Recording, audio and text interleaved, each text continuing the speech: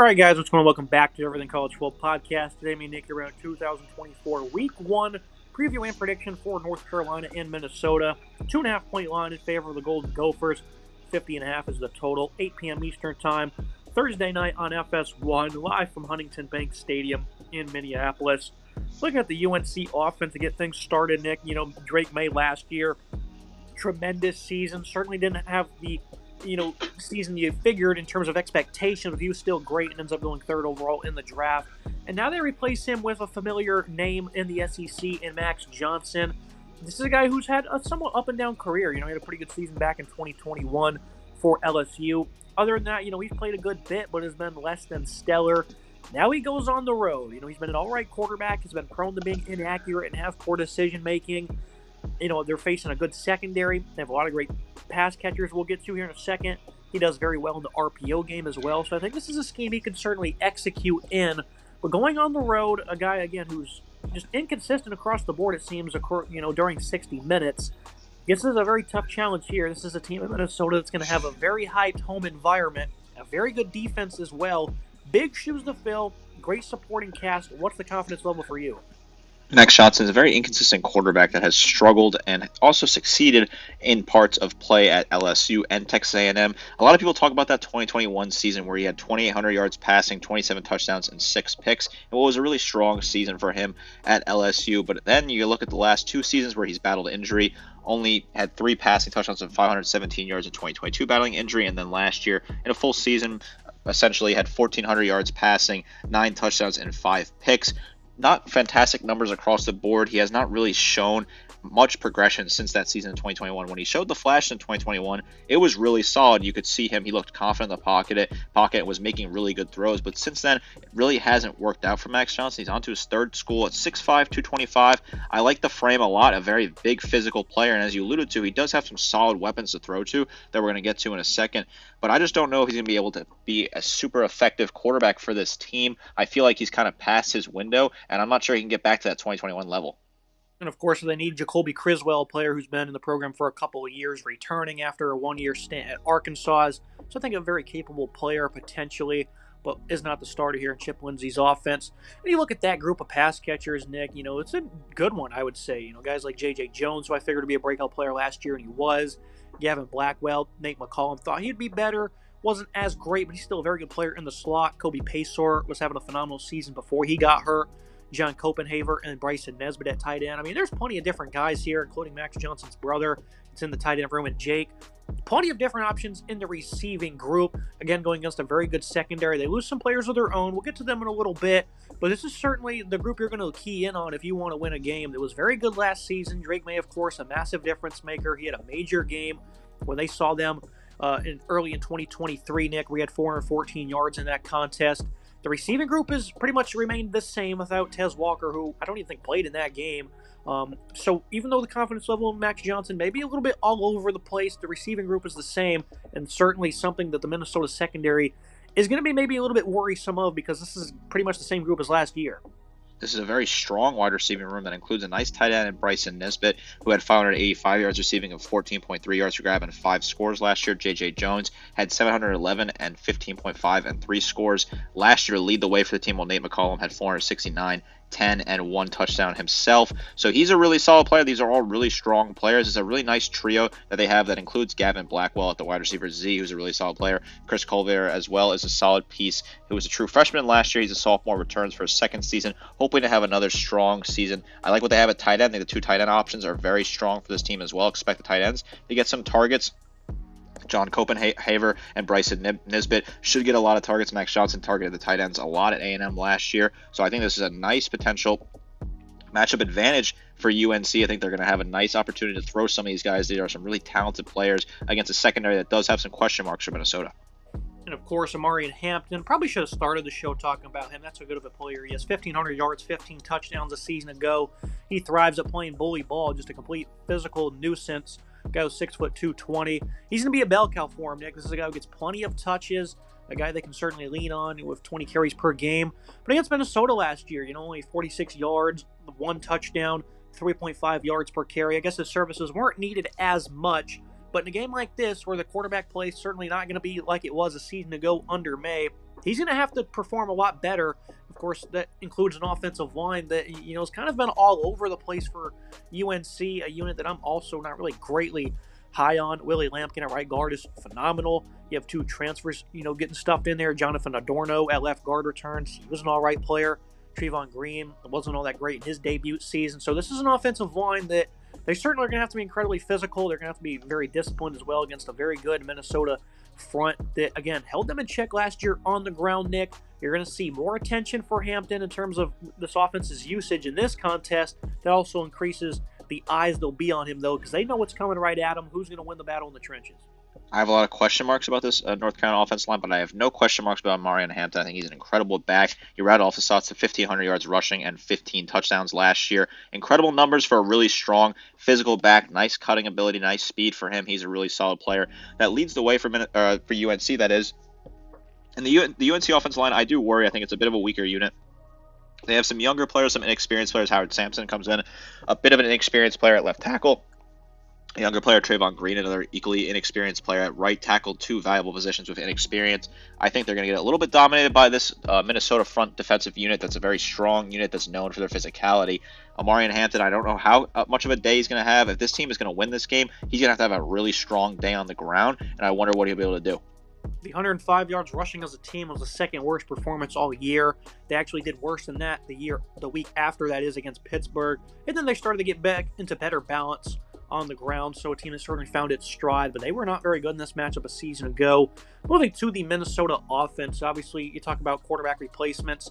Max Brosmer, he's going to come over from New Hampshire, a guy who I thought was pretty impressive on tape. Obviously the competition is going to be significantly different.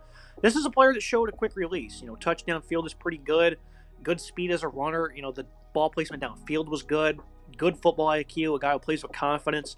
Max Brosmer seems to be maybe the ideal player here you want to look to provide that balance that Minnesota just has struggled with. You remember a couple years back when they had that great team under P.J. Fleck where Tanner Morgan was tremendous, but you only seen that for 1 year. After that, he was pretty bad. Ethan Kaliakmanis was not really good last season. 153 yards per game passing for him. This team needs to be in that 200 to 220 range, Nick, to have that ideal balance to really compete in this conference. And they're hoping Brosmer can provide it. Daniel Jackson's a guy who is a very good pass catcher, who creates separation very well, had 107 targets last year. Very good on the vertical routes as well. He's going to get plenty of looks in this contest. The rest of the receiving group's kind of in flux, though. Lameek Brockington, he only played a couple snaps last year. Elijah Spencer was pretty disappointing, but has big playability and was a standout for Charlotte in the past. And then other than that, guys like Tyler Williams, who's a former high-end four-star, you expect them to get involved in some capacity. Very young wide receiver group, nonetheless, though, is the point. At tight end as well, they lost a guy in span 4 who wasn't as great. So the passing attack, it can only go up from here, I assume, Nick. Is Brosmer going to be the guy to do it, and what he will do in his first, big-time game, I guess you could say, against real competition? I think Brosmer is an incredible quarterback to plug in here from level one of those quarterbacks that a lot of teams wanted out of the portal. He ends up committing to Minnesota. Previously at UNH in New Hampshire, had a really solid 2 years, over 3,000 yards passing in 2022 and 2023, 27 touchdowns to 8 picks in 2022, 29 touchdowns to 6 picks in 2023, plus over a 62% comp rate in both seasons. I thought he was really solid in the film. I thought he looked really good against Holy Cross, against some other programs as well. Really solid numbers in my opinion. I do think he's been a good quarterback, and now you plug him into a team that's been looking for a strong quarterback play for a while. Kaliakmanis was just not getting the job done, and I think you have a decent enough wide receiver room for guys to throw here. I think Daniel Jackson, the slot, is a really incredible player who nearly got 1,000 yards receiving last year, 8 touchdowns for him. I think he can get to 1,000 plus double-digit touchdowns this year. I really do like what he can do. A very strong player. I think Elijah Spencer as well is a really solid player they returned who didn't show a whole lot last year, but has that untapped potential there. I do think that this is a room that has some solid pieces to start with that they can figure out the tight end play. What is the tight end play going to look like this year as well? They returned Darius Taylor at running back, who I think is a really solid back. So I think this offense will be very successful for Minnesota. How much of a success can they have in this week one against this UNC defense that has shown struggles over the past couple of seasons? I think that's, yet to be seen, but they could definitely go out there, and if they're clicking early on, they can put up a ton of points against this UNC defense. And Daniel Jackson, he had 2+ receptions in every game last year, but the one against UNC had 6 targets, no catches. That obviously has to change. A guy who had 100+ yards in 4 different contests last year. That includes a game against Iowa in Wisconsin, Nick. So this is a guy who can be a big-time game changer for their offense, so he certainly needs to get in the reception column. You look at the backfield, this run game seems to be in line for a field day. I think the offensive line's great as well. We'll start with the production they had last year in this game, 170 yards. Again, this was played early on in September, but they showed good muscle. 170 rushing, 5.5 per carry with a score. The quarterback play was a big difference maker in this game a season ago, though. But Darius Taylor is phenomenal. This is a guy who had, only 5 games under his belt, 800 yards, 5 touchdowns. He was going off for 138 against the Tar Heels. He had 190 in the games before and after. So, this is a guy who is just phenomenal, looked elite in the bowl game. And you bring in some reinforcements that give him a helping hand. Nick Bangira was very productive in his career in Ohio. Marcus Major, a veteran from Oklahoma. Jordan Nubbin had a big game against Michigan State last year. So, they're 4 deep in this backfield.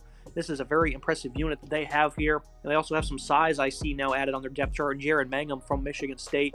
Very good backfield they have here. The offensive line is also tremendous, led by a complete stud at left tackle, Ariante Erzuri. Tyler Cooper's a veteran at left guard. Quinn Carroll's kicking inside to right guard. I think that's going to be beneficial for this run game. Biggest concern with the O-line is Greg Johnson, a true sophomore, being slotted in at center. But around him, some very good pieces, Nick. And again, this backfield is tremendous. It seems like they're going to have a field day. If they don't, though, what's going to happen for this offense? But what is your expectation overall? Yeah, I think this backfield will have a good day. I think this backfield's primed for a solid season and primed for a good start to the season with a really strong game. I like Darius Taylor a lot. Nearly 800 yards rushing last year, 5.8 yards per carry, and 5 scores. Good numbers across the board. Jordan Nubbin was pretty solid, as well as as a rotational back, 550 yards rushing and 3 scores for him. They brought in some decent pieces. I like what this running back room has. I think the offensive line is really solid. I think Quinn Carroll is a really good guard at right guard. I like to see what he can do this year. Tyler Cooper at left guard is also really solid. I do worry about the center play. Greg Johnson does concern me. They had, replacing a solid center that ended up going to the NFL draft, but I do think he'll figure things out as time goes on, as the 4 pieces around him are really solid. I expect Taylor to have a strong season and a strong game 1 against this UNC rushing defense. I just don't know how well they're going to play this year. I think, with the wide receiver group only having one proven player, the hope here is that they can establish play action and win in the flat in the intermediate game to establish these long drives, and that's going to be the expectation, right? And we'll move to the UNC defense that you talk about. A D-line that, I've given praise for having good players over the last couple of seasons, and other than that South Carolina game where they exploded, they just have never been able to showcase that same consistency where they just, have not been great against the run. They've done it in spurts, but at times they've also just been abysmal on the ground. Of course, they have a great player in Kamarian Rucker, who is a phenomenal edge rusher. K'Mon Rucker, that is, sorry. He's a phenomenal defensive end for UNC. Great pass rusher, good against the run as well. He needs some of these guys around him to be better, though. And they're veterans, too. Kevin Hester, Joshua Harris, Desmond Evans. You have a former 5-star and Travis Shaw in there. Javari Ratiz, he's pretty good as well. So, this is a D-line that has some nice rotational pieces. Bayou Atkinson, another defensive end that was pretty solid last season. So this is a defensive line that is led by that standout in Rucker. Typically underperforms, though, especially against the run, Nick. 4.2 yards per carry allowed last season, 163 per game. And obviously the game against South Carolina helps boost those numbers a great deal because they were so stout in that contest. But they weren't all that good against Minnesota last year in this area. Down the stretch, they were abysmal against the run, a team that's usually been pretty vulnerable on this side of the ball in the trenches. And like we just alluded to, it's an incredibly tough matchup they have to deal with here early on. It's definitely a tough matchup for this run defense. They did not have a whole lot of success. There are some solid pieces here. If you want to look at a guy that could be a game breaker, K'Mon Rucker is certainly a guy that could be a game breaker for this team. 61 total tackles, 15 total tackles for loss last year, 8.5 sacks for him. Really good numbers. He's going to hope to have a strong day against this offensive line for Minnesota. He's going to try and get his matchup to work out perfectly. He plays in that jack position, a really solid player on this defensive line. But we need to see more to Kevin Hester. We need to see more about Desmond Evans. We need to see a lot of Joshua Harris, who transfers over at nose tackle. Can he step up? Is he going to be solid? Previously at Ole Miss and NC State, so some good experience in the SEC and ACC for him. This defense has to have a good day against the run. This got to be a solid unit that has to perform well against the run, because if they underperform and they let Minnesota control the tempo and run the ball how they want to, I think this game can get out of hand very quickly for North Carolina. Yeah, Joshua Harris, a nice late add. A guy who has some good size, who can certainly be an asset on the interior. And then, continue on the run defense, the linebacking core. They don't have Cedric Gray this year. He was a phenomenal producer. He's gone to the NFL. Power Eccles, though, a guy who is phenomenal in his own right, is going to step in after 103 stops a season ago. The rest of the linebacking group is certainly a little iffy. It's incredibly youthful. Amari Campbell's a sophomore, as is Michael Shore. Caleb Lavelle, a redshirt freshman. So you have a lot of guys who've only been in the program for a short period of time next to Power Eccles, Nick. he can't do all the heavy lifting by himself, and even seeing, him being that duo partner with Gray, and they still struggled. So certainly you wonder, will they get worse? That seems likely. Do you see a lot of upside in this game at linebacker for them? Eccles, of course, he could be a complete game breaker and flip the script here, but he's going to need some help more than likely. Eccles is a really solid player, 103 total tackles last year and 5.5 tackles for loss. So that's some serious numbers they return there, but he loses his partner at linebacker who also had over 100 tackles, and that's a tough player to lose for your defense. That was a guy that was a leader. Power Eccles now has to be that guy. He's got to be the leader at middle linebacker, has to be the quarterback of this defense. And I just don't know if I trust the younger players around him. Michael Short, Amari Campbell are both sophomores. Caleb Lever is a redshirt freshman. So this is a very young linebacking core that has to step up. Power Eccles is going to be able to lead this group, but I just don't know if they're going to be able to figure it out on week one. I think this linebacking unit will get a lot better as the season goes on, but I don't expect big things out of them on week one just because there's a lot of new faces in there, and he does not have his partner anymore. Definitely a lot more pressure on him to put up another strong season. You look at the secondary, another unit that's also never been great. 94th against the pass a season ago, but their best game of the year came against this Minnesota team where they dominated them, held them to a 37% completion rating on 30 attempts, 133 yards, and they had 2 picks as well on top of no scores. So they dominated them last year through the air, and obviously that's evident with Daniel Jackson getting no receptions. It's a group that's got a lot of veteran players. Marcus Allen saw extensive action as a starting corner. It's pretty good in coverage. Elijah Huzzy was good in coverage as well in the slot. Wasn't really useful in other areas, though. You have a couple of other guys like DeAndre Boykins. They're likely going to play a big role after not starting last season due to injury. Tyrone Stewart, a JUCO transfer, will he get involved? I think the biggest addition is a safety from NC State, Jakeem Harris. Big-time addition there. It's a veteran group all across the board.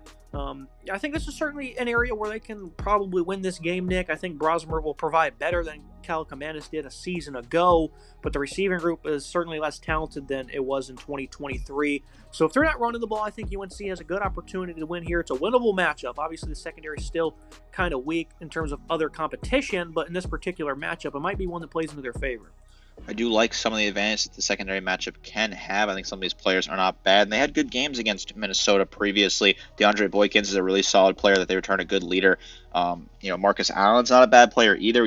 Can Marcus Allen be better at cornerback? Will they bring in Major Bird? Will he play? Will Hardy? Is he going to get some solid reps this year? What is this secondary unit going to look like? I think they have a decent matchup here with a new quarterback playing his first game at the FBS level. But if they're struggling on defense against the run, if Minnesota is having a lot of success with running the ball, then I think it's really kind of a moot point because they won't have to throw the ball a whole lot and won't test this secondary that I think is still a little weak in some areas.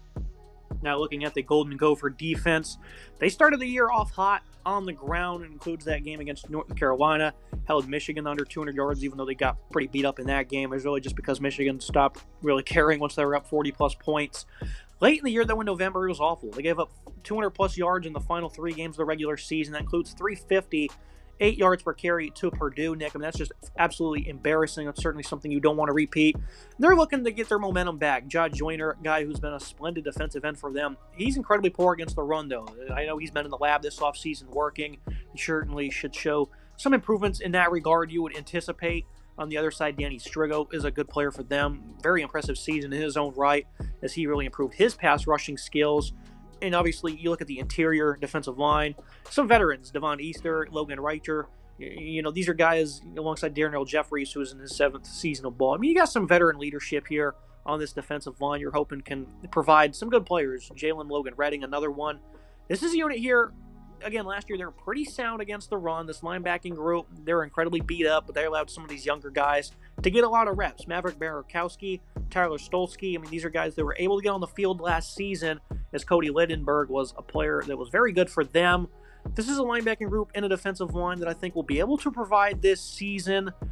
In Lindenberg, of course, only played in 4 games, but he was off to a hot start. So they're going to get him back along with these guys that were able to get experience because of the injuries, Nick. I think that's a great boost to their linebacking core, and I think the run defense, they're going to play with a different edge early on in the year.